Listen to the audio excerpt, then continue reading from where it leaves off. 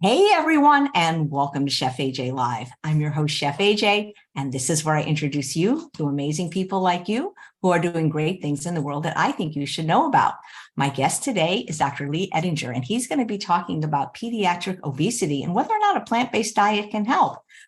Please welcome him to the show. It's nice to meet you. Nice to meet you, Chef AJ. Thanks so much for having me. This is a big thrill for me. Right. Well, you're not just a pediatrician, you're also a nephrologist, right? Kidney doctor, yes. Yeah. So is your kidney specialty only for kids, or can you help anybody with kidney problems? Pediatrics, yeah, only pediatrics. You only help little kidneys. Yeah, newborns up to 21. Oh, wow. Well, that's fantastic. And so are you also considered an obesity specialist? Yes, and actually I left my pediatric nephrology practice, which was based in a hospital, in order to focus on pediatric obesity. I founded the Dr. Herbivore practice to offer telemedicine services for families struggling with their weight. And can anyone live anywhere to take this opportunity to see you via telemedicine? Do they have to live in a particular state? Good question. Yes, I'm licensed in New York and New Jersey. So I'm working with families in New York and New Jersey. I'm looking to work with families in New York and New Jersey. But as part of my telepractice, I have e-courses that are part of the program that I work with families so that they can do some home study. And those e-courses are available worldwide. That's fantastic. You'll have to give me all that information. I'll put it in the show notes, okay? Sure. So you're Dr. Herbivore. That's a very cute name. Are you an herbivore? I know you're a doctor. Yes, I'm an herbivore since 2014. Nice. That's almost 10 years now. Yeah. This summer it was 9 years. Well, what made you decide to make the switch to nutrient rich? So have you heard of Durian Rider, a cyclist in Australia? I mean, I've heard the name. I'm somebody with a YouTube channel, I'm guessing. I don't. Right. Exactly. Yeah. So I enjoy cycling. I've been a passionate cycling for decades now, and I'm watching my cycling videos on YouTube. And one of his videos pops up, and I'm watching. It was really funny comedy about cycling, and so I started to look at some of his other content, expecting more comedy, and came across some of his nutrition content, and I was like, oh, that kind of makes sense, and that might help my cycling. So initially, I was doing it for selfish reasons. I started to make the change through started to research it more, started to become more plant-based back in 2014, and I lost weight and my cycling got better. It's easier to go uphill, but sure enough, my blood pressure, which was creeping up, normalized. My cholesterol, which had always been high, normalized, and I was learning more and more about it. Actually, your stories was one of the first stories I came across, Chef AJ, because my initial medical introduction was finding some content from Dr. Dougal online. One of his retreats that he published on YouTube, and your story actually came up way back in 2014. Is very inspiring. Oh, yeah. Thank you so much. So kept learning about it, read the Starch Solution, watching the documentaries, and really saw the benefits pretty quickly. So been sticking with it, learning more about the environment and all the animal welfare, all the other issues that are a part of eating this way. And it just makes a whole lot of sense to me. So I've been sticking with it for over 9 years now. Yeah. Well, that's fantastic. How did it affect the way you practice medicine? The knowledge that you gleaned? Yeah. So as a pediatric kidney specialist at a tertiary care center at a major hospital, local pediatricians would refer me patients with high blood pressure. So kids with high blood pressure can be a sign of a kidney problem. So I'd rule out a kidney problem, I'd rule out a heart problem, a hormone problem, and I'd be sitting there with a child with obesity, often the whole family with obesity. So as I was seeing the benefits in myself and learning about the benefits for weight and for blood pressure, I started to teach families that I was working with in the kidney clinic, and actually getting kids off of medicine or not having to start medicine for blood pressure in kids. So that was very rewarding. No one ever thanked me when I gave them a prescription for antihypertensives. They would often ask, well, like, how long do I have to take this? But if I could show someone and give someone some tools on how to change their diet at home, and they come back and their blood pressure would be better, they'd be like, well, thanks, doc. They were very appreciative because they knew that they now had the power over these. As I was learning more about it, I became board certified in obesity medicine, and I joined my hospital's pediatric weight management clinic, trying to help families with the plant-based diet that are struggling with obesity. That's fantastic. Now, you mentioned high blood pressure, and I've had several shows. I've done almost 1,700 shows. We've had lots of shows on hypertension, including several with, I don't know if you've heard of Dr. C.E. Grimm. He considers himself the world's leading experts in hypertension. And he says, where there is no salt, there is no high blood pressure. How do you feel about that statement? I totally agree. And you can think about it this way, that plants have so little salt. So we need salt for muscle contraction and nerve conduction. Plants don't have muscles or nerves, so they don't really need the salt. So plants absorb very little salt from the soil, so little that herbivores on farms are given a salt lick. They have to go out of their way to get salt. In the wild, herbivores lick dry riverbeds or rocks to get their salt. So the carnivores don't need the salt lick. They come along and eat the herbivore and gather the salt that the herbivore ate from the herbivore's muscles, where it's stored, part of the cells in the muscles. So if we're only eating plants, we're getting very little salt. If we're eating meat, we're eating the salt in the muscle of the herbivore. So just by going plant-based and not eating the meat and only eating the plants, especially whole plants that haven't been processed, put through a factory, put in a package, yeah, we get much less salt. And it's been known for decades that eating less salt will lower your blood pressure. So where are these children getting salt? Because do animal products inherently have salt?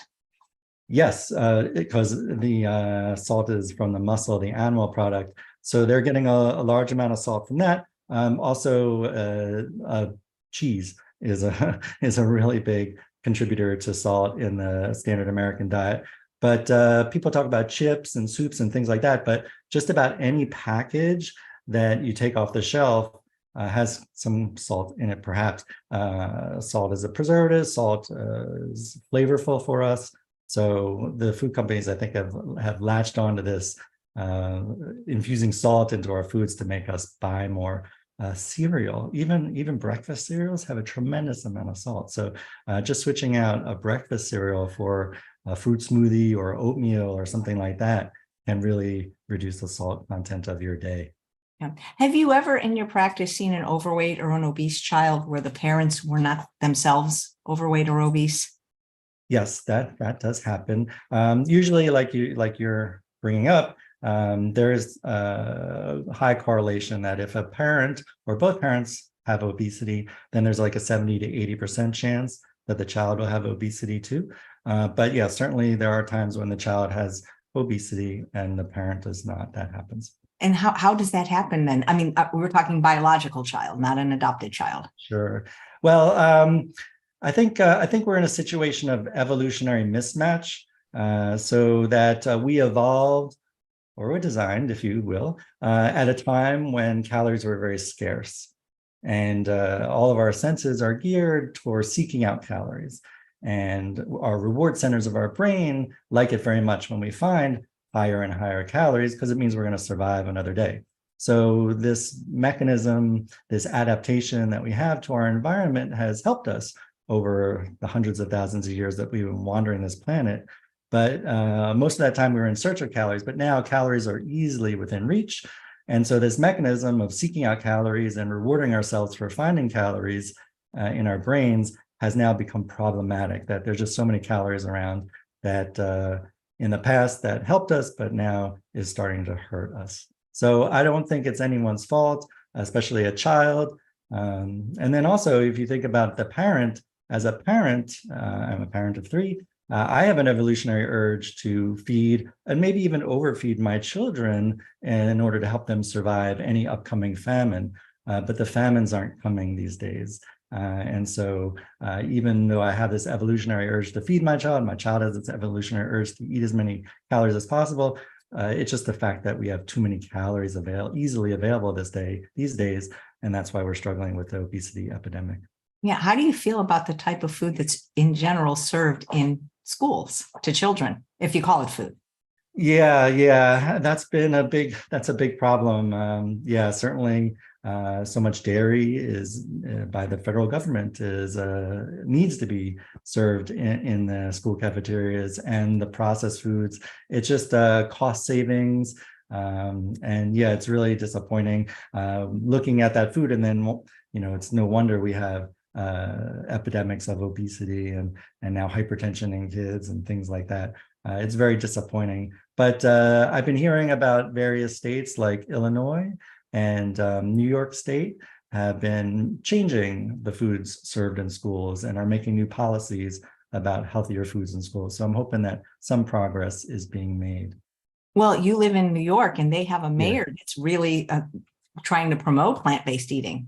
Yeah, I've heard him speak, Mayor Eric Adams. It's wonderful. And getting vegan Fridays in the schools, and also the work he's doing in the hospitals there, that 11 hospitals in the city have now default plant-based meals that someone actually has to ask for the meat to appear on their tray. They're getting default plant-based meals. And when I heard him speak about it, it was interesting that there was an original pushback that, oh, this would be too expensive to serve plant-based meals, but they're actually saving 59 cents a tray on the plant-based meals. And if you think in 11 hospitals, breakfast, lunch, and dinner, hundreds of thousands of meals per day is a great cost saving. So there's that benefit too. And then also, yeah, go ahead. I was going to say, it's kind of sad to think that the reason they're doing it is to save money, not because it's the right thing to do or healthier. Unfortunately, that's the society we live in, yes. But talking also about savings is that Sodexo, which is the company that provides the foods, they done studies on plant-based meals in their institutional settings where they serve food. And they report that when plant-based meals are taken, there's a 24% greenhouse gas emissions savings too. So good for the environment too. Cost savings, good for the environment. So hopefully more and more institutions, I know that Mayor Adams is now working on the prisons in New York City too, in and around New York City too, for the food being served to the prisoners.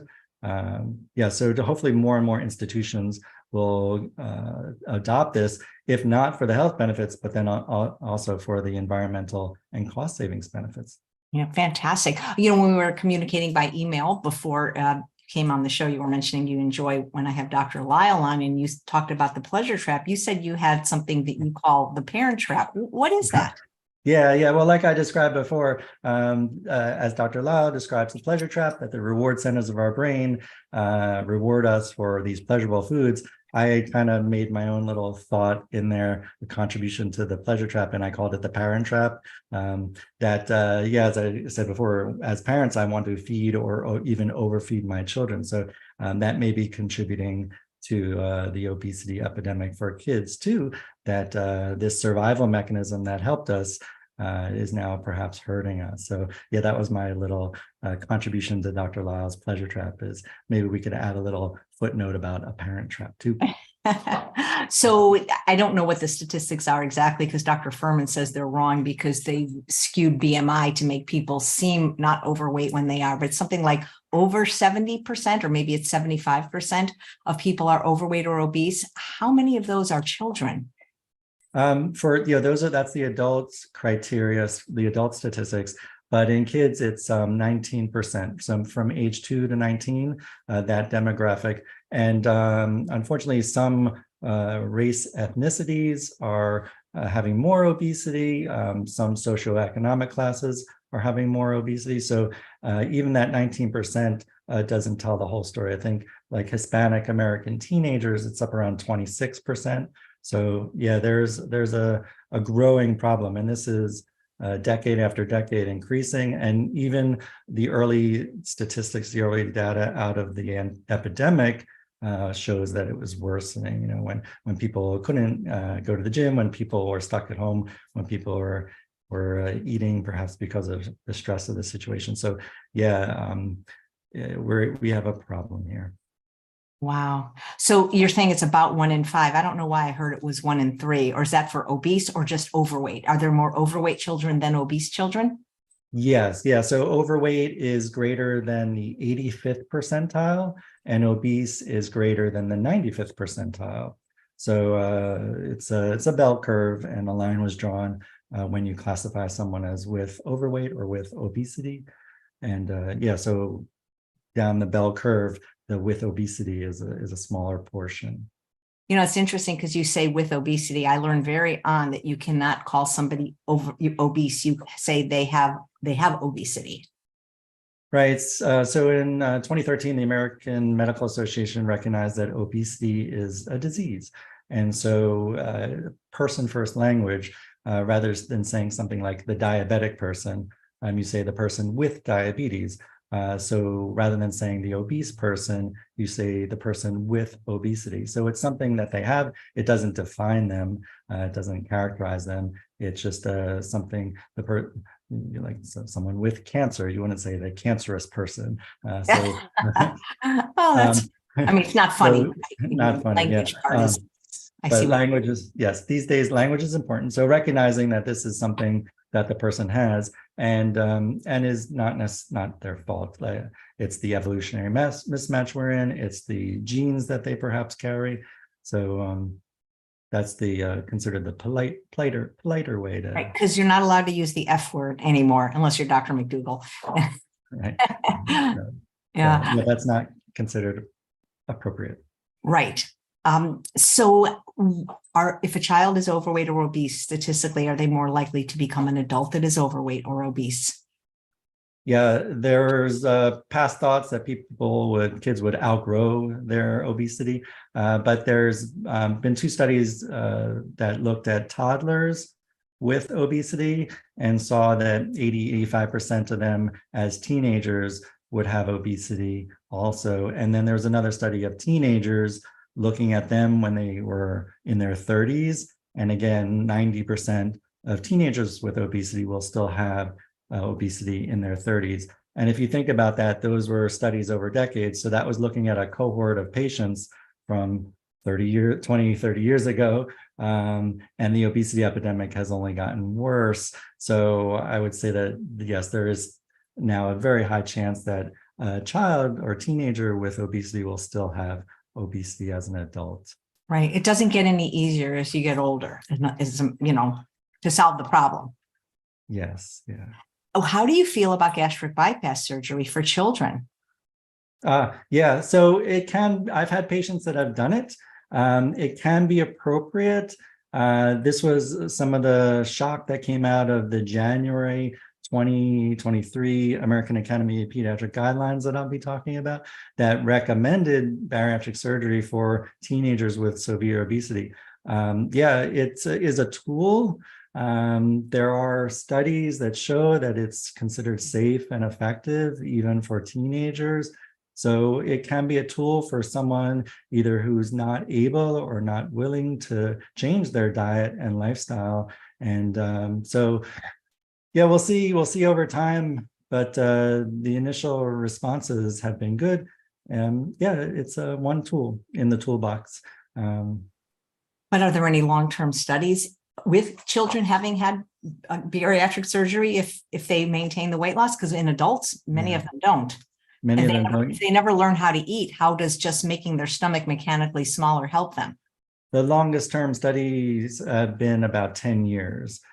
Doing this type of surgery on teenagers. And yeah, it does show that it's considered safe and effective for keeping the weight off. And yeah, even if you think about it, it's all risks and benefits. So there's certainly risks of the surgery, but the benefits are thought to be, especially for a younger person, not having decades of obesity. And I've even heard some people say, well, even if they keep the weight off for just a few years, that's a few years that they're not suffering from, hopefully not diabetes or other complications of obesity.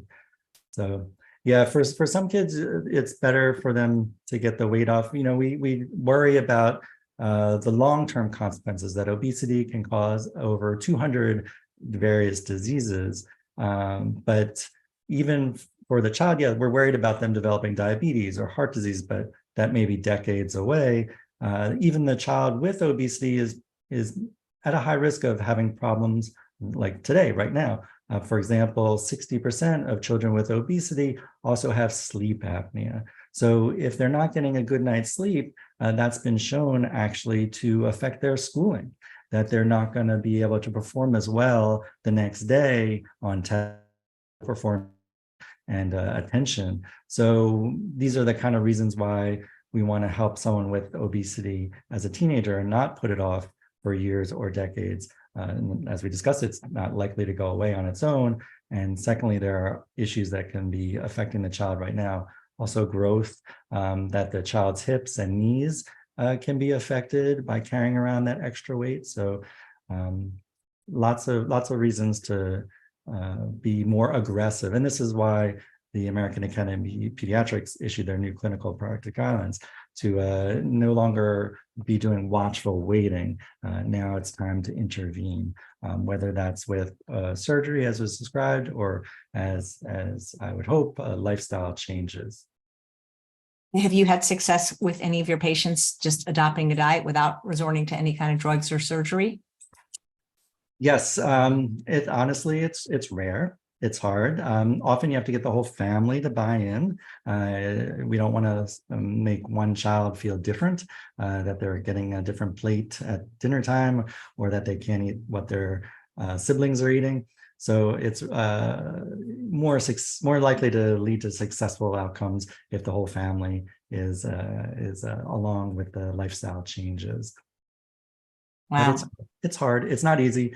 It's certainly not easy for adults. There are additional challenges for kids, especially the younger kids, where they're not the ones buying and preparing the meals. So yeah, got to get the whole family involved.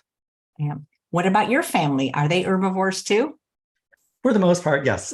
So my wife is, she's hardcore herbivore, and she's out rock climbing today. She's very active and very plant-based, along with me. So I have 3 kids. I have 17-year-old twins, boy-girl twins, and a 13-year-old. The 17-year-old girl is, I'd say, like 95% plant-based. The 13-year-old girl is very plant-based too, though she'll eat cheese. My son, however, it will eat meat when he's outside of the home, when he's with his buddies or on a date or things like that. So that's how our family rolls. Have you shown him Game Changers? Yeah, he's seen that one. Or actually, no, I don't think he's seen that one. Yeah, but it's interesting when my kids were in elementary school when we first made the switch. And at first it took them like 2 weeks to notice that the milk had changed. Like they weren't they weren't as aware of what was going on at that time. We were just feeding them what variations of what we usually fed them. But yeah, he really wanted to be a football player when he grew up. And so, yeah, he would questions about whether he could still be big and strong as a plant-based person. And yeah, so I think we showed him some clips. I don't know if Game Changers was that, but we showed him, there were some other prominent football players at the time that were plant-based. So we were able to reassure him that things would be okay. He's not into football anymore, but he eats plant-based at home. We have cheese for the 2 kids at home. They insist, and we allow They that. insist. Wait a minute. They insist. Are they buying it? So what do you mean they insist? Yeah, they have jobs. If we didn't buy it, they would. Well, then maybe you shouldn't buy it. So like if your kids were smokers, would you buy their cigarettes? Good point. I'm not telling you. I'm not telling you your kids should or shouldn't eat cheese. But if you know something is harmful, why do you have to be the one to buy it if they have money to buy it? They're going to eat it anyway. So why do you have to be their drug pusher? I'm asking. That's an excellent point. You've put me on the spot. This is how we maintained peace in my family. We have ordered some of the pricier plant-based cheeses, and they certainly enjoy them when we're making meals at home. But yes, you have an excellent point. And I wish there weren't cheese at home, but for now there is. And that is how we maintain some. Sorry, I'm not usually this confrontational, but I just when you say they insist, I'm thinking, well, kids insist on a lot of things that they. That's true. That's true. And yes, as parents, we are obliged to keep them safe and healthy and their happiness is secondary to those things. Yes, I Yeah. agree. No, I mean, it's But fine. I apologize if I was rude, but it's just, I hear so much from parents that struggle with their children's eating. Eventually leads to some type of problems. It may not be obesity, but other things. And so, I mean, there's just so many good cheeses right now. Miyoko Shinner, you know, a Kite Hill there. I mean, Rich Rolls-Rife, Julie Piat. I mean, plant-based cheese has never been at a higher level of deliciousness. Yes, I agree. Yeah, we've tried them all, and unfortunately, we still allow some dairy in my home. Well, is it that they don't like the taste of them? Because I'm sure you either have read or familiar with Dr. Barnard's book, The Cheese Trap, and Your Body in Balance, where he talks about why cheese in particular is more deleterious than possibly even animal products. Yes, you make excellent points. All right. And, Tell the kids. Yeah, I'll be talking to the wife and kids. Well, who makes the meals in your family? Because you both sound busy, doctors. Actually, all of us, even my kids. So actually, my wife and I aren't great chefs in the kitchen. So what we do is there's a woman in our community who makes plant-based meals and delivers. So we'll occasionally do that. And then we also order plant-based meals from companies that deliver, like HelloFresh and Green Chef. And these are really easy to prepare kind of meals. So my kids will even make it. My son will be like, oh, I'm making dinner tonight. I want to have this stuff that got delivered. So actually all of my kids and my wife and I, we kind of take turns and rotate on the meal preparation. So that's how it works. That's very cool. Yeah, there's more and more wonderful options for people that don't want to make their own meals with food delivery services. Some even that will do SOS free eating, cooking. I mean, you know. Yeah, it's a great time to be plant-based. Yeah. Well, you wanted to share a wonderful presentation that you recently gave to, I believe, a conference. Yes, this was the New Jersey chapter of the American Academy of Pediatrics kindly invited me to their annual conference. And so I gave a talk to about 100 pediatricians, kind of reflecting on the recent, can you see that? Yes, you just want to change it into slideshow mode. Yeah, perfect. All right, can you see my laser? What is intensive health behavior lifestyle about treatment anyway? Anyway, yeah. So they invited me to talk about the January 2023 American Academy of Pediatrics guidelines, which recommended this intensive health behavior and lifestyle treatment for pediatric obesity. So yeah, I'd like to share that with your audience. Now, the audience was, as I said, 100 pediatricians, and I didn't know if they knew anything about plant-based. So there might be some basic information here for your audience, but I don't know, maybe someone also is tuning in for the first time to Chef AJ Live and can get something out of it. But I think your veterans also will have some hopefully new information from this too. All right, so what I'll be talking about is the new guidelines, and I'm going to talk about plant-based eating for weight loss and kind of rewrite the American Academy of Pediatrics advice.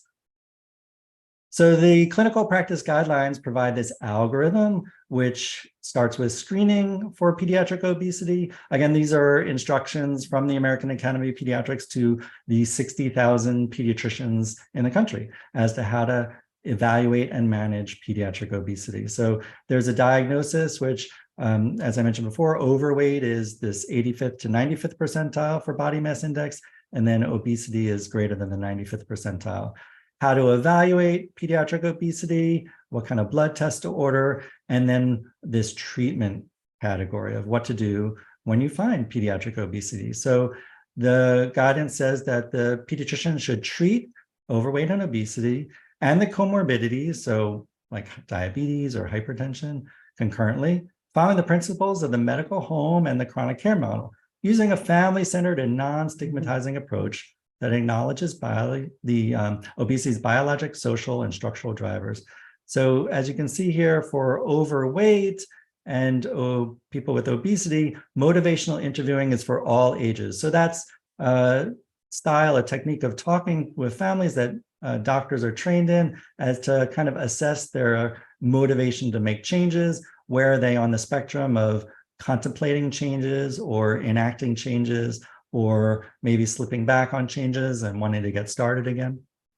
So then also recommended for age 6 and up, and this scale is to like consider the pros and cons of under age 6, but that's this intensive health behavior and lifestyle treatment. And then this was kind of controversial, but that for over age 12 with obesity was the new drugs, the weight loss pharmacotherapy. And then also controversial was the surgery for obesity over age 12. There's some backlash about that. All right, so what is IHBLT? So it's for patient and families in partnership with a multidisciplinary treatment team, and promptly for the child or adolescent with overweight or obesity. So no longer watchful waiting, which was the previous American Academy of Pediatrics stance. What is it? So it's health education and skill building on multiple topics, behavior modification and counseling. It can take place in a healthcare center or in a community-based setting with linkages to the medical home. How much? Longitudinal treatment across 3 to 12 months, ideally with greater than 26 contact hours. And this was a bit controversial also because pediatricians and families were saying, who has time for that? And who's going to pay for this? That's a lot of contact hours. This IHBLT can take place in groups or with individuals or both. And then hopefully they're saying face-to-face, but there is growing evidence that a virtual meeting can be beneficial too. And this is what I do on my telehealth practice in New York and Jersey, is the virtual, trying to make it convenient for families. All right, so it was a 100-page document, the clinical practice guidelines, and trying to narrow down what exactly was being recommended for the nutrition advice. So reduce sugar-sweetened beverages, nutrition education and counseling, 60 minutes of moderate to vigorous physical activity every day, reduction in sedentary time. Now, that's changed. In the past, it was screen time. You want to reduce screen time, but everyone's walking around with screens in their hand. So now they're just saying reduce sedentary time. And then age-appropriate amount of sleep. So I actually, these guidelines came out in January. I had the opportunity in February. I was on a Zoom call like this with about 40 other pediatricians with an interest in pediatric obesity across the country. And we were meeting with one of the authors of this 100-page document.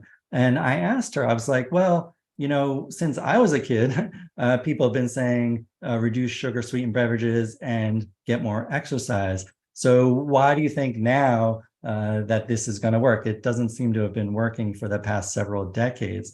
And her response was, well, that's the 26 visits per year that we're recommending. Hopefully, what hasn't worked in the past will now work with more emphasis, with more, you might have only seen your pediatrician once a year, but now we're encouraging you to see your pediatrician and work on this more often, and hopefully that will work. So maybe, I guess time will tell. We'll see if what didn't work in the past is going to work in the future, just when there's more of it.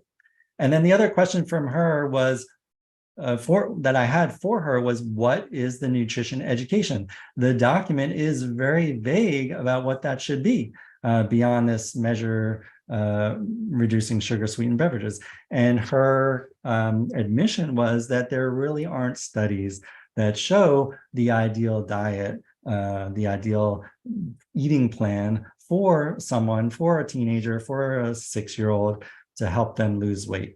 Yeah, I gotta agree with her. Unfortunately, there doesn't seem to be great studies out there. So that's why they kind of kept it vague, because it's evidence-based recommendations, and there's not a lot of evidence. There is one line in there about what the nutrition counseling should be, and unfortunately it's cut off. I hope you can read it, but it's an approach that teaches, it's cut off on my screen. It's an approach that teaches families to set goals for meal preparation, grocery shopping, and learning skills, including portion size and label reading. And I kind of take issue that this non-diet lifestyle modification, it kind of sounds like a diet. If you're limiting portion sizes, if you're checking labels, that sounds like a diet to me. So I'd like to rephrase this with some of the principles of the plant-based diet. And unfortunately, there are not studies of the plant-based diet in kids. So I'm going to share some studies with you of the plant-based diet that were done in adults. And hopefully we can apply those concepts and those principles to kids. So one of the principles I like is that food for weight loss are plants that just came out of the ground or off of a tree. There really should be no need for portion control or label reading, and I'll explain why. So for this audience that probably didn't know about the whole foods plant-based eating, I defined for them that it emphasizes whole, minimally processed foods. We want to avoid all animal products.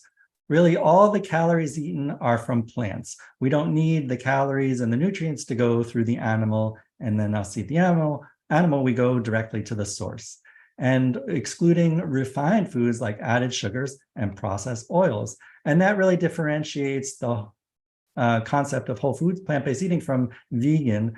Vegan seeks to exclude all uses of animals by humans, including for food, clothing, entertainment, animal testing. So I might say that my belt is vegan because it doesn't have any leather in it, but I wouldn't consider it part of a whole food plant-based eating. I hope not to have to eat my belt. Now, there are some foods that we call accidentally vegan, like Doritos, Coca-Cola. They have no animal products in them, but they wouldn't be part of a whole food plant-based diet because they are highly refined. And someone eating whole food plant-based is trying to eat healthier.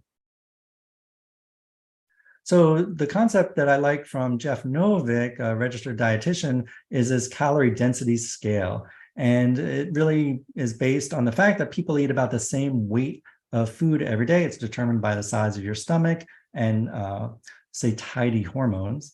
And all the foods that we eat have a calorie density, so how many calories per pound of food, and they can be plotted on this scale. So all the way to the left, fiber and water in our food has no calories. And then the leafy greens have very little calories, going on to vegetables, fruits, whole grains, and then some of the more fattier plants. You can say a fatty plant. You shouldn't say it about people, but you can say a fatty plant, like avocado, nuts, and so you can see all these green. We have to say a plant with fat. Yeah, maybe we should say a plant that's with. And then you get into the animal products and some of the more processed foods, oils, desserts that have higher calorie density.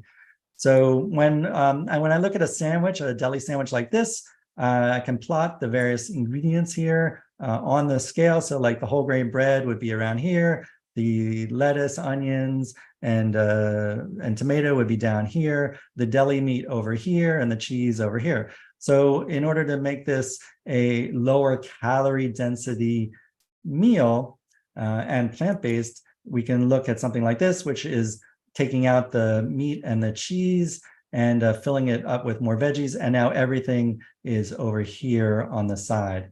And that's going to encourage more plant-based because you're going to fill up with all the same weight of food, but get much less calories. You could feel full and consume much less calories. So people say pasta, oh, I can't eat pasta. Pasta makes me gain weight. But you can see the pasta is around here, and the meatballs is over here, and the cheese sprinkled on top.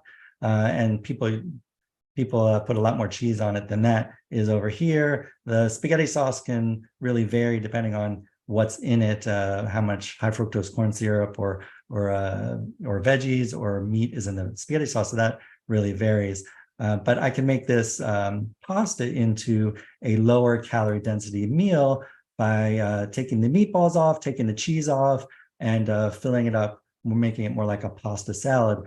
And I also saw earlier this week, you had Daniel Medina, who's great, Fit and Play Mama, and she made a pasta and fruit salad, which also looked delicious and would also be down here. And you could eat the same weight of the salad and get much, much less calories, feeling full, but not overdoing it on the calories.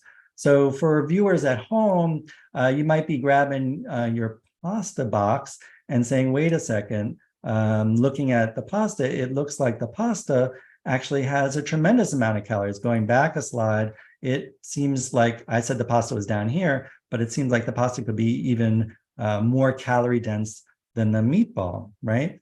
So here's the catch, and another reason why labels are not so helpful is that is how the pasta is packaged. It's not how it's actually cooked. What do we do with that pasta is boil it in water, and the pasta absorbs the water. So the calories go from 208 calories per 100 grams, pretty much in half, down to 131 per 100. And the same goes for rice. Rice would appear to have a very high calorie density, but as it absorbs the water, the calorie density goes way down. And same with oats, that oats appear to have a very high calorie density, but when the oats become oatmeal and absorb all that boiling water, the calorie density really decreases. So the calories aren't leaving in the steam. It's just that the bulk of the food, the bulk of these starches expands. And since people are eating the same weight of food per day, if you fill up on these lower calorie density starches, once they've absorbed all the water, then you're going to be full and satisfied and actually get much less calories, much further to the left on that scale than would appear by just looking at the label. And just to emphasize this a little more, the dry rice here is on this spot on the calorie density scale, but when you cook it and it absorbs all that water and becomes a nice bowl of steamed rice, it goes way down here. And this is an argument against putting that oil in the cooking rice or covering the rice with butter before you eat it, is that the rice is going to look exactly the same in the bowl, but the rice that was cooked with oil absorbs that oil. And then rather than going down the scale, absorbing the water, the rice might end up further to the right, having absorbed the water and the oil together. And you'll feel the same weight of food, but the rice with the oil has such higher calorie density. And so this is why in some cultures, that they just steam the rice, there is not as much obesity, like I'm thinking in Asia, whereas in other cultures that cook the rice in oil, or other traditions that put butter on the rice before serving it, can have more of a problem historically with obesity. So this is a study that kind of put the calorie density model into to show the benefits of the calorie density model. So healthy weight women were brought into a study center, and they were kind of tricked. They were asked to eat from a buffet, and we're told, we're asked questions about the quality of the food. What did you like? Did this taste good? How did you like that? And they thought that they were filling out surveys about what they liked and didn't like about the food. But in fact, the researchers were measuring the quantity of the food that was eating. And on some days, the women were served a low calorie density buffet, and some days a medium calorie density buffet, and on some days a high calorie density buffet. And it was shown that over 2 days of breakfast, lunch, dinner, snack, breakfast, lunch, dinner, snack, whatever buffet they were served, the women ate about the same weight of foods. Over the 2 days, they, on average, no matter what group they were in, ate about 6 pounds of food. But what was different at the end of the 2 days was the calorie intake. So the women that were eating from the high calorie density buffet ended up eating over the 2 days 850 more calories than the women that were eating from the low calorie density buffet, even though they're eating the same weight of food. And if you can extrapolate that out a week, that's about 3,000 extra calories that the women at the high density buffet were eating. Although they were eating the same weight of food, they didn't know it, basically. And I feel like we're kind of in that experiment also, that the buffet that we're being served day after day is this high calorie density buffet, and we can fill up on that and get too much calories. But if we swap out the buffet to the low calorie density buffet, then we can eat the same weight of food, feel full, feel satisfied, but get much less calories. And the way to swap out the buffet is to switch over to the plant-based diet, which is way to the left in calorie density, eating more fruits and vegetables and these starches. So when someone comes and sees me for help with their weight, I'm not talking to them about taking away foods. I'm talking to them about swapping out foods and what's called crowding out. So having them fill up, get a satisfactory amount of food, not portion controlling, but rather filling up on the lower calorie density foods, which are the whole plants, so that they can be satisfied and still get less calories. Another example of this is the BROAD study, which took adults with obesity and randomized them into two groups. The control group was given normal care, eat less, exercise more. The intervention group was taught how to eat the plant-based diet, eat whole grains, legumes, starches, bread, pasta, potatoes, vegetables, and fruit ad lib. They weren't told to restrict at all. Avoid animal products and oils, and also avoid the high-fat plant foods, such as nuts and avocados and highly processed foods. So there were 32 people in the control group and 33 people in the intervention group, and they were followed over 6 months. And at the end of the 6 months, both groups had lost weight. The control group lost 3.5 pounds, but the intervention group lost 26 pounds, which is great. So here's another example of how the calorie density and how eating plant-based ad lib can really fill you up and help you lose weight by getting less calories. So what I like about the plant-based diet is that it creates scarcity. So as I was saying before, we're in this evolutionary mismatch, that there's just calories all around, but we evolved at a time of calorie scarcity.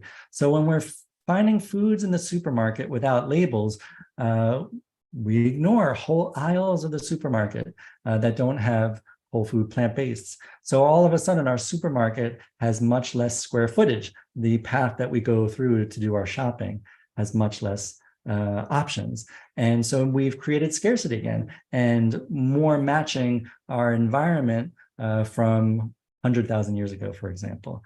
And really, when we go out to restaurants, there might only be one restaurant in a row of restaurants that we have plant-based options at. And even on the menu, there might, if you eat at a restaurant that has meat and plant-based options, there might be only a few plant-based options for you. So again, creating scarcity like how we evolved at a time when calories were scarce. So we can do that by selecting foods without labels. I like this also, and I know you've talked about this in the past, Chef AJ, that this isn't really moderation, that moderation is really a very vague word. It means so many different things to so many different people, and it's a constant argument with ourselves, a constant negotiation with ourselves, whether we've been eating well and can slip a little bit, or whether we can, how do we moderate our portion sizes? It's very vague and ill-defined. This is ad lib eating, as was shown in the two studies, that you can eat till you're full and still get less calories. And when you've drawn a line and said, I'm only going to eat the whole plants, I'm not going to eat the animals and animal products, that seems extreme to some, but for others, I hope that it can be liberating, that you can feel like you have less decisions to make, less negotiating with ourselves about whether we should or shouldn't have this or that product. Those products no longer exist for us. So the other benefit I like to talk, and actually is about the environment. And when I gave this talk in New Jersey, it was during the Canadian wildfires, and the air in New York and New Jersey, where I was giving this talk, was extremely irritating outside. And so there's this raw example of how climate change is affecting us and our health. And I shared with this audience how plant products, which are down here, versus animal products, which are up here, that the order of magnitude of greenhouse gases emitted by the animal products is just so much higher than the plant products. So we can really reduce our footprint on the environment by eating more plant-based. And you figure anytime you raise these plants and feed the plants directly to humans, it's going to use less resources and cause less waste than growing these plants and then transporting and feeding these plants to the animals, and then transporting the animals to the slaughterhouse, and then distributing the animal products throughout the country or world. Just so many more resources are used, and so much more waste is created. So I find that a lot of the young people are really worried about the environment, and this can be a motivating factor for them, considering their role in the environmental crisis that we're in right now.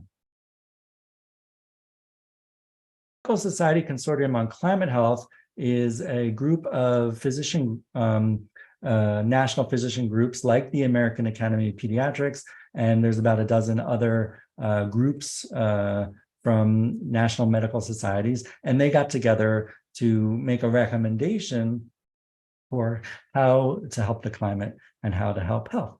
And so they issued this statement: we all have the opportunity to be part of the solution. We can reduce our emissions by reducing automobile use in favor of walking and cycling, taking steps toward a more plant-based healthy diet, reducing our energy consumption, and as it rapidly becomes more affordable, opting for clean energy from state and local utilities.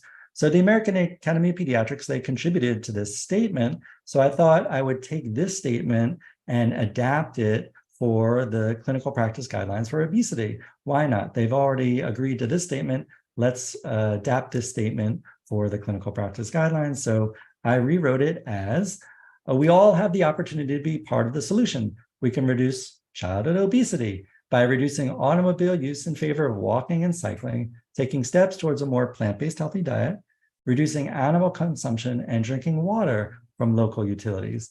So you see what I did there?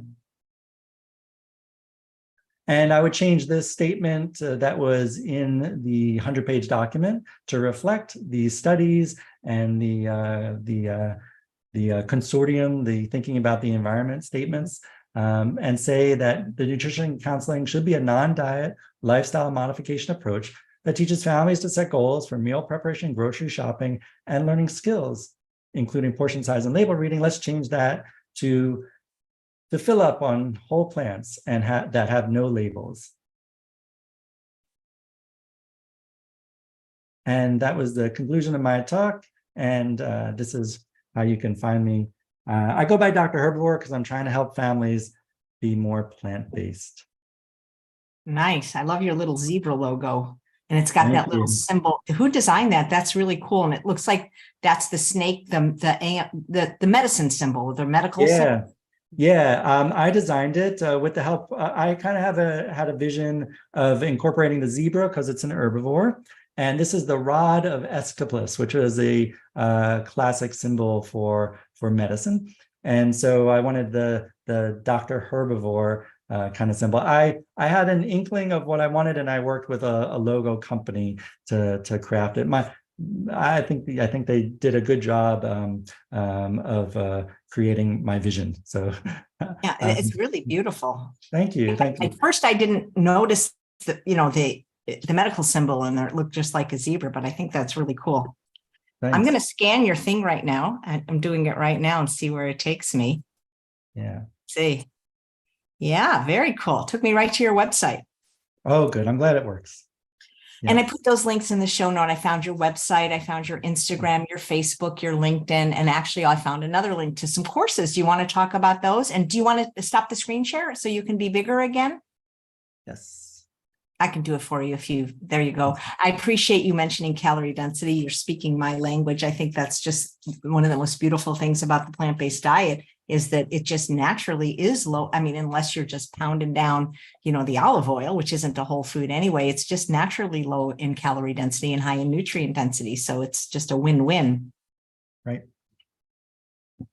Yeah. So I was working in the hospital-based pediatric weight management program. And I was finding the families were finding that it was very rigid. So it was one night a week for 2 hours over 16 weeks. And, that's several months, and families would fall off. It was hard to keep committed to that. So I wanted, when COVID hit, my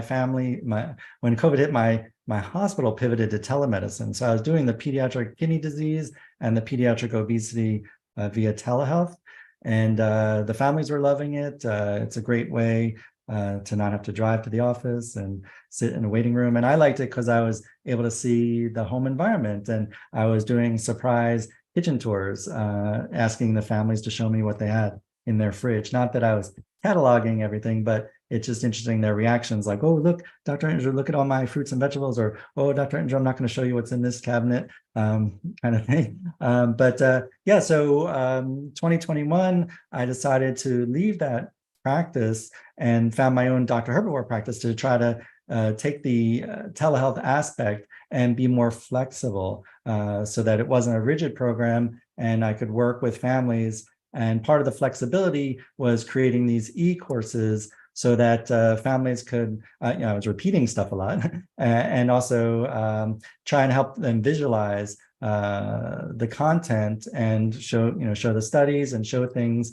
that kind of make it more understandable for different learning styles. Also, if I'm just here, talking about this or that, that can people maybe want to learn more visually rather than auditory learning. So I put together these e-courses, and that's part of the telehealth program, in that I'll be meeting with families and I'll kind of give them assignments through the e-course and circle back with them so that we can discuss it. And so, and then I made these e-courses available to whoever's like outside my state and just wants to do the e-courses themselves. So I have three. One of them is how to transition to the plant-based diet, and that's for all ages. And it goes into the psychology and some of the challenges, and how to really, there's kind of like workbook kind of things, and how to really set your goals, and how to talk to your kids about plant-based, and different age groups, and how to get them on board with the plant-based. So there's that one course. And then another course is specifically about pediatric obesity, and talking about these studies and others, and how to really apply the plant-based diet for pediatric obesity. And then the third course is really how, for a family, how to thrive as plant-based. Because a lot of the challenges I would find is that I'd be talking to a family and they'd say, oh, my pediatrician insists I need to eat meat, or I need to drink milk. And so certainly, and I give that course away for free to pediatricians, so that they can have an appreciation and understanding of how to craft, or how to at least understand a family that's doing the plant-based diet. But for families, I want them kind of be reassured on why they might not have to worry about protein or this or that when they're putting together a healthy plant-based diet, and maybe the kind of nutrients that they do have to address, and make sure that they're meeting their child's needs for growth and development. So there's that course too. So they're all available for families out there who have questions about these issues. Thanks for letting me. That's so kind of you to give it to pediatricians for free, because so many people struggle with that same thing, where they're plant-based or vegan and they want to raise their children that way, and they get pushback from the pediatrician, maybe not so much about the meat, but for sure about the dairy. Yeah. So I've been giving pediatric grand rounds since 2017. So this is when the pediatrics department will get together, and maybe in hospitals across the country. And so maybe they'll do some administrative things, or they'll have an expert speaker going. So I've been going in virtually to hospitals, pediatric hospitals, and teaching them about the plant-based diet. So I think at this point I've talked to maybe about 1,000 pediatricians, but there's 60,000 in the country. But I'm just trying to raise awareness about the plant-based diet, so that when the family comes in, they're not like, oh, where are you getting your calcium? They're like, oh, where are you getting your B12? So I want to make them be good allies for families that they might have in their practice that are being vegetarian or being plant-based. Well, you only have 59,000 more to talk to. I know, yeah. Pretty good. Well, you mentioned B12, and one of the viewers is saying, as a parent, thank you for the example and inspiration. Do vegan kids typically require anything other than the proper food and B12? No, but not necessarily, but one of the lessons in the courses is blood tests to talk to your pediatrician about. So yeah, it would be worthwhile to check a hemoglobin, make sure that they're not developing any anemia from perhaps iron deficiency or even zinc deficiency or things like that. So there are some blood tests that you might want to talk to your pediatrician about, just to be sure. Nothing really extreme. It's stuff that they're probably checking anyway. And if it's good to check. And then I also like Chronometer. So one of the lessons in the How to Thrive as a plant-based child is a lesson for the family about how to use Chronometer. And that's an app and a software that you can enter your food diary into, and it'll show you down to 82 different micronutrients what you're getting, and it can be really reassuring. Mostly when I do it with the families, it turns out, oh, they're getting 200% of this or 150% of that.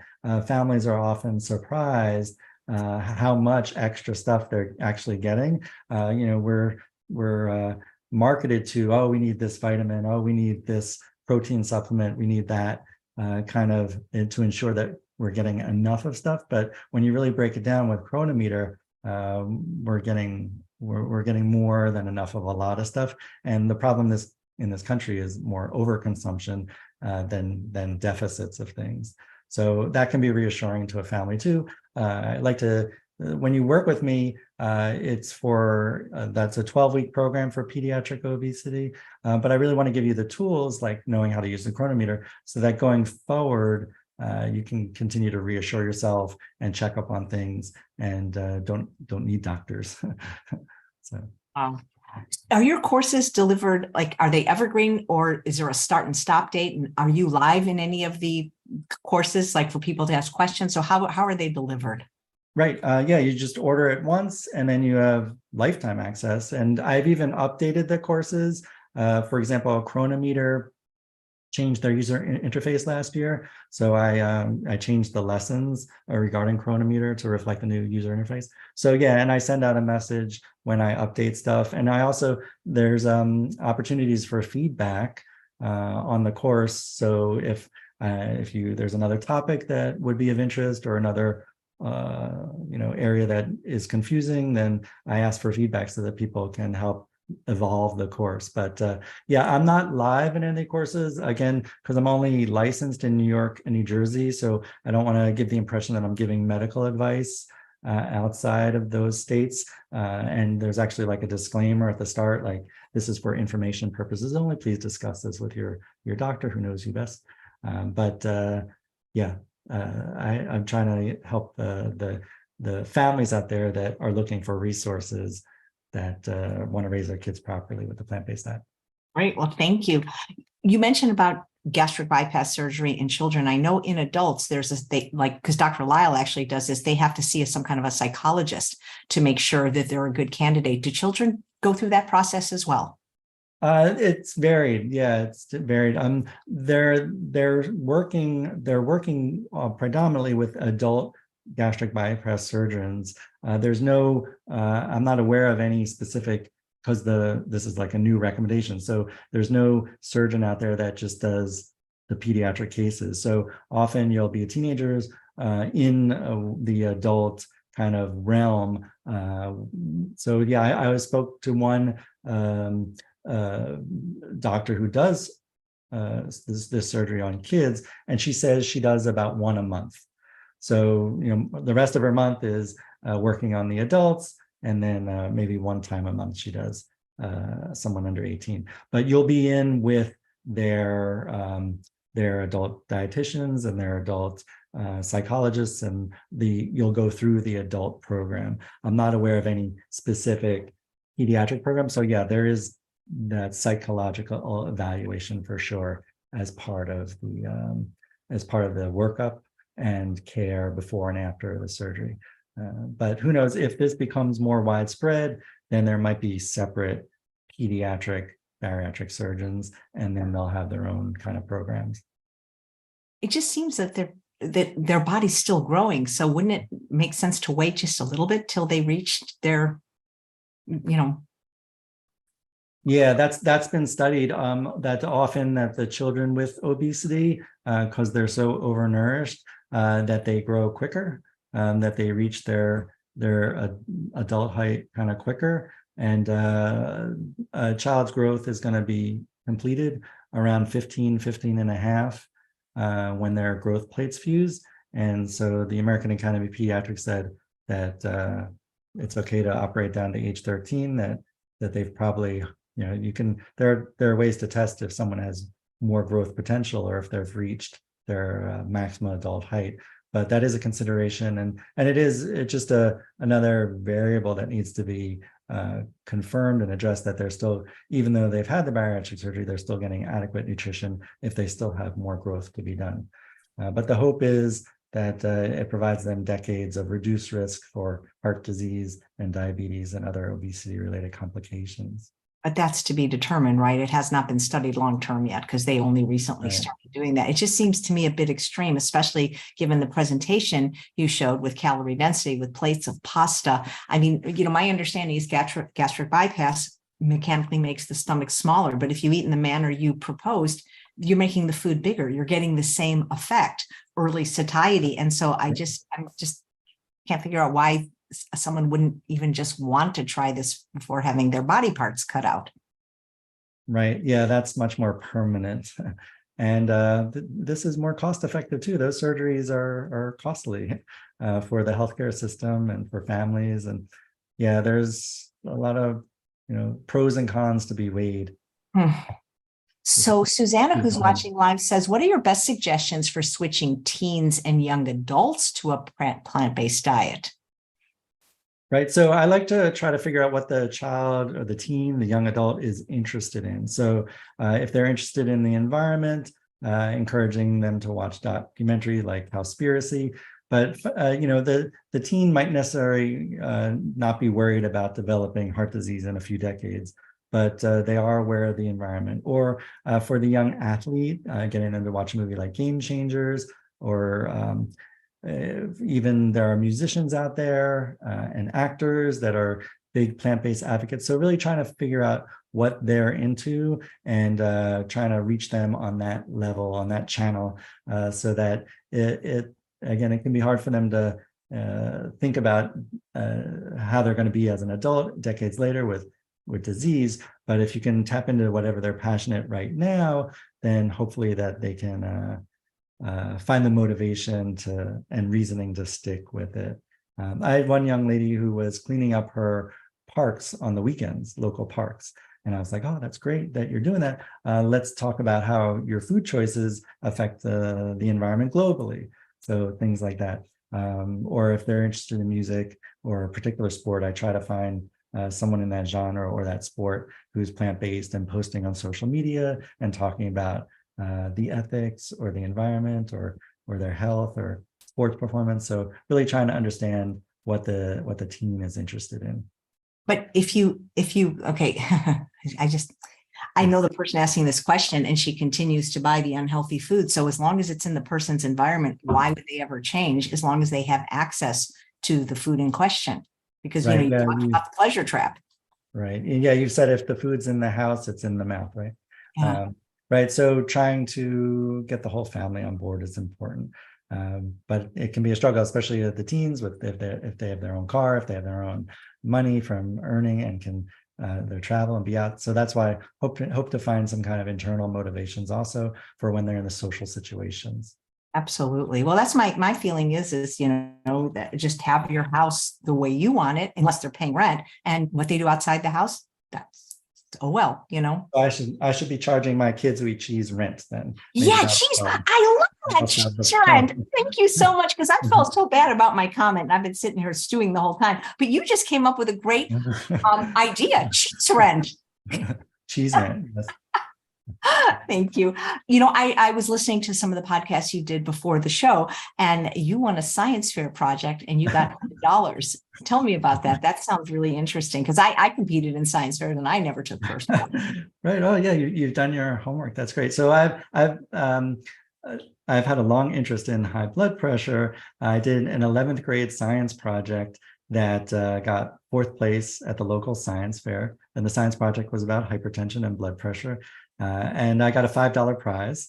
And my friends and I spent that $5 at a fast food joint on the way home. So I hadn't made the connection, at least in 11th grade, between the salt in the fast food the blood pressure at that point. What was the experiment like? Was it because when I think of mine was about not electro. I can't even remember, but I had like things that moved and little parts, and you plugged it in. So was it posters? Do you still remember it? Do you still have it? Because that sounds. I don't know if I still have it, but so I was interested in blood pressure, and I was able to work with a person who was doing biofeedback.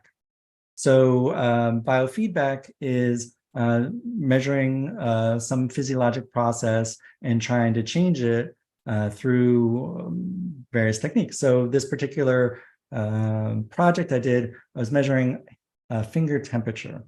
So hypertension is a lot of vasoconstriction. And so the theory was that that people could get their blood pressure to lower by thinking about warm things in their hands, running their hands through warm sand on the beach, or holding a warm mug of tea or something like that. So by relaxing the blood vessels and visualizing warmth in our hands, we could lower the blood pressure measured in our arms. So I made an audio tape, this little tape deck, and I had my other students in my high school come to the nurses' station and listen either to an audio tape of me reading this thing I had written about warm hands, and versus I think I just had like music or something. And I was trying to see if I could get the other students to warm their hands and lower their blood pressure. And it didn't really work out. I think the problem was that I was dealing with a healthy population, and so they didn't really have high blood pressure to be lowered. So it's harder to make a normal blood pressure more normaler. So maybe if I had done that experiment on a sicker population and shown that visualizing warming our hands could lower our blood pressure, maybe I would have gotten first place. Do you still have that audio that you made? No, I wonder. But yeah, I was like, you're walking on the beach. It was like a really soothing. Well, I think some of my classmates broke out laughing at me. But yeah, it was kind of interesting, and it was fun to go through the process. With my other students in my school. Some of them had pretty amazing science projects. Sounds like you're really creative because you drew that logo. It sounds like you have a very creative streak. So that's really very cool. I know you mentioned you were a nephrologist. Do kids that young ever have to go on dialysis due to dietary folly? No, not due to dietary. So like the number one cause for the need for dialysis in adults is diabetes. But the number one cause in kids is birth defects. So some kind of congenital anomaly of the kidneys or bladder. And then they just don't have the kidney function to thrive. And so they need to go on dialysis. In the teenagers, there are diseases like lupus. There's another one called focal segmental glomerular sclerosis, FSGS. So these are the kind of diseases, acquired diseases, don't quite know where they come from, but sometimes genetic. And those are what put the teenagers on dialysis. And yeah, there's so a few reasons, but versus those aren't really dietary versus the adults. Now, I wonder, when I was in medical school in the 90s, the type 2 diabetes was called adult onset diabetes because it happened to adults. But now it's called type 2 diabetes because it's happening to kids. And the kids are starting to have these effects of the obesity. Like I saw a lot of kids with hypertension, didn't see anyone in kidney failure yet, but I wonder if there are kids out there that are starting to develop. Actually, I did an experiment on this. I did an experiment as a pediatric nephrology fellow, actually measuring, looking at the urines of newly diagnosed teenagers with type 2 diabetes and finding microalbumin in the urine. And the progression of kidney disease is first microalbumin. It's a very small specific protein that shouldn't really be in the urine, but showed up in kids with newly diagnosed type 2 diabetes. And then that progresses to overprotein in the urine. And then that progresses to the creatinine going up, which is the kidneys failing, and then that progresses to dialysis. So I saw in this research project that I did back in my fellowship around maybe 2002, actually early kidney changes from type 2 diabetes in kids. So, it takes years or decades to go from microalbumin to protein to the worsening serum creatinine to dialysis. Hopefully that won't be happening in kids due to diabetes, but who knows? What's a typical day of eating look like for you? Lots of starches. I'd start my day with oatmeal. I really like oatmeal with fruit or cranberries, some chia, and something to sweeten up, maybe maple syrup or brown sugar. And then, in my home, we kind of, like I said, we kind of rotate the meals, trying to keep it varied, try to keep it seasonal. But a lot of times we'll, in order to appease the 3 teenagers, we'll do make your own burritos, make your own pizza, make your own pastas, by make your own, like, the toppings.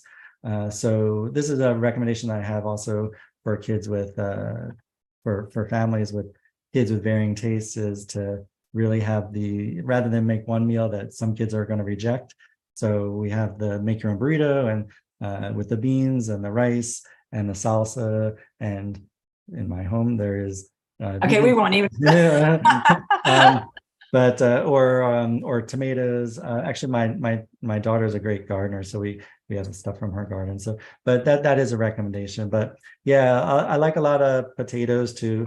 Throwing back to Dr. McDougall and the starch solution, and a lot of pasta. I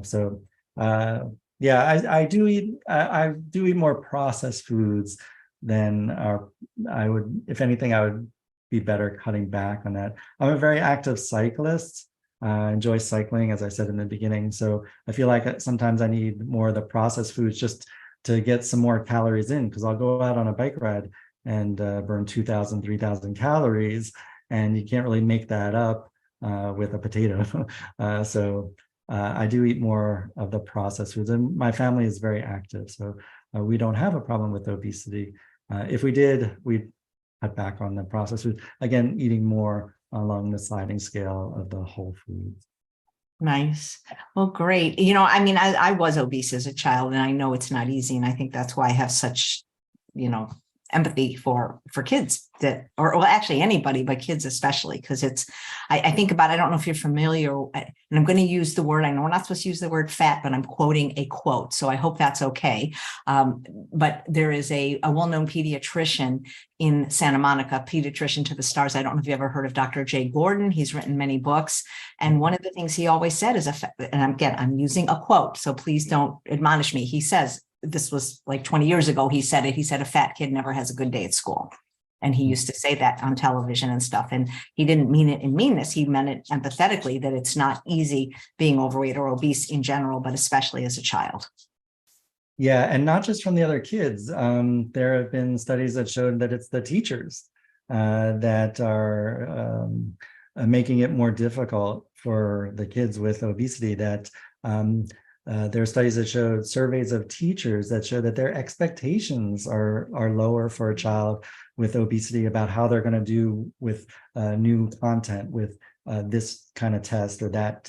So they're kind of setting the kids up for failure almost, and not expecting as high achieving from the kids with obesity. So not just the other kids, but sometimes even the teachers and the gym teachers and the math teachers even. There's definitely discrimination. So that's, that's a real thing.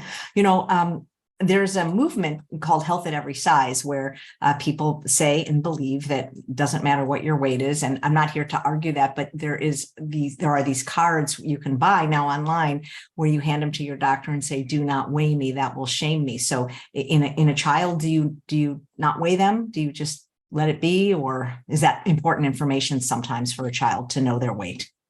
Right.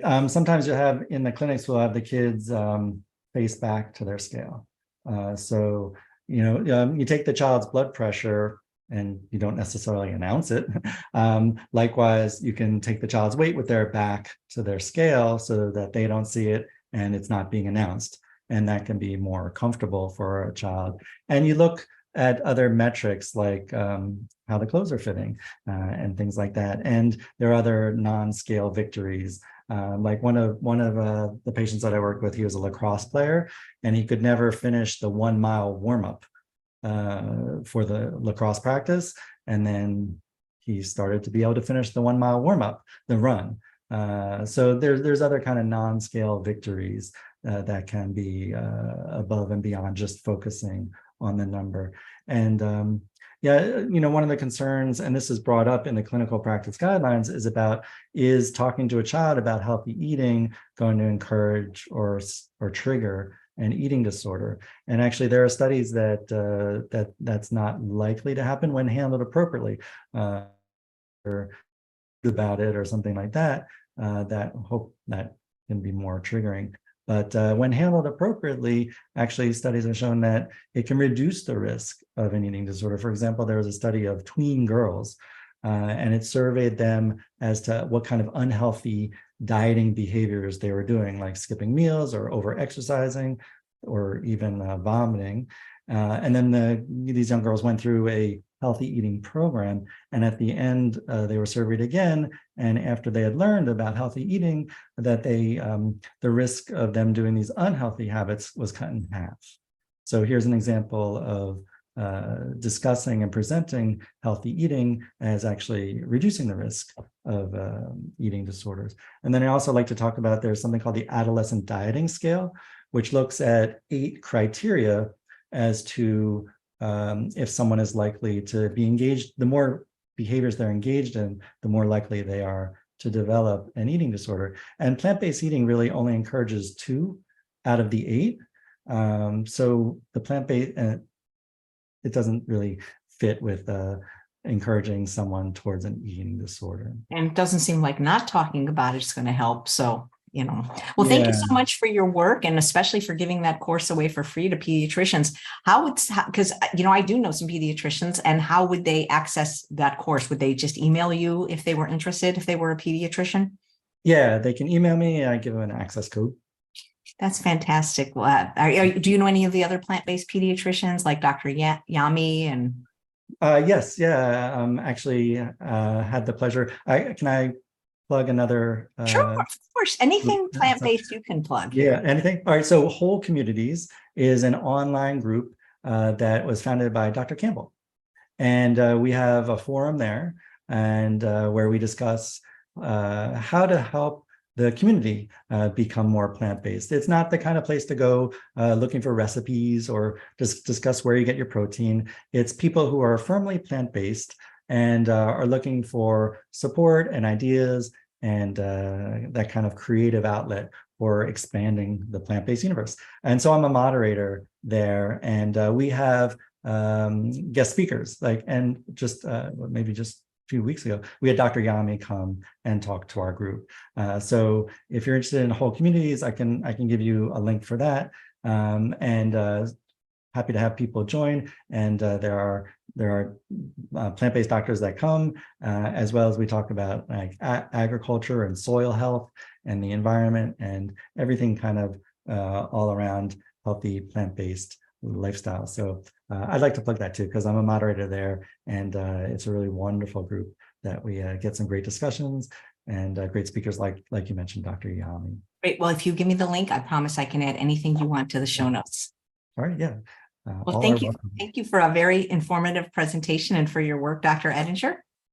Thank you. And thank you for bringing up the cheese. We're going to revisit this. I'm never going to live that down. The minute I said it, it's like, you got those 2 things on your shoulder and it's like, oh, I wish I could have just taken the pen from Men in Black and erased it. I think I feel just so strongly because I work with so many people that just have a problem. And in your case, your kids are probably healthy and not obese, and they just let their kids have whatever they want. And it's just, I don't know. I'm not a parent, so I need to shut my mouth. But anyway, but I do like the idea of cheese rent. I mean, I just think it's a fabulous concept, It doesn't have to be cheese rent. It can be any kind of unhealthy, like a swear jar, okay, you're going to eat that. You got to put money in the jar, kind of, money goes to charity, something like that. Could be kind of fun.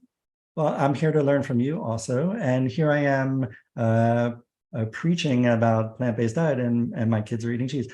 But well, it's just because, from what I understand, and I'm not a doctor, that of all the animal products, that it's the dairy is probably the most deleterious, and then of course, the processed meats, the grilled meats. But anyway, I apologize. They're telling me stop apologizing, but I can't help it. Stop apologizing. I'm Jewish. I have a lot of guilt. What can I tell you?